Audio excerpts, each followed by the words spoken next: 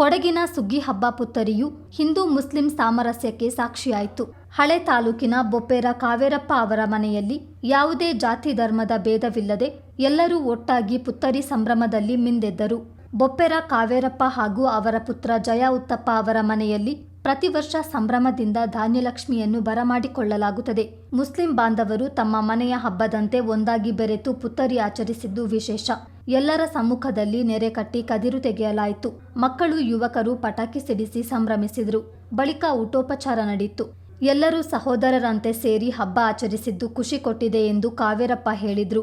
ಕಳೆದ 35 ವರ್ಷಗಳಿಂದಲೂ ಸೌಹಾರ್ದತೆ ಮೆರೆಯುತ್ತಾ ಬಂದಿರುವುದಾಗಿ ಹಳೆ ತಾಲೂಕಿನ ಜಮಾತ್ ಮಾಜಿ ಅಧ್ಯಕ್ಷ ಮಹಮ್ಮದ್ ಆಲಿ ತಿಳಿಸಿದರು. ನನ್ನ ನೆರೆಮನೆಯವರು ಎಲ್ಲರೂ ನನ್ನಲ್ಲಿ ಜಾತಿ 18 ಜಾತಿಗಳು ನಾವು ಜೊತೆಯಲ್ಲಿದ್ದೇವೆ. ಹೋಗಿ ಗದ್ದೆಗೆ ಹೋಗಿ ಕದಿರು ತೆಗೆದು ಇದು ಇವತ್ತು ನಿನ್ನೆದಲ್ಲ, 1960ನೇ ಇಸ್ವಿಯಿಂದ ನಾನು ಈ ವ್ಯವಸ್ಥೆ ಮಾಡ್ತಾ ಇದ್ದೇನೆ. ಆಯಿತಾ.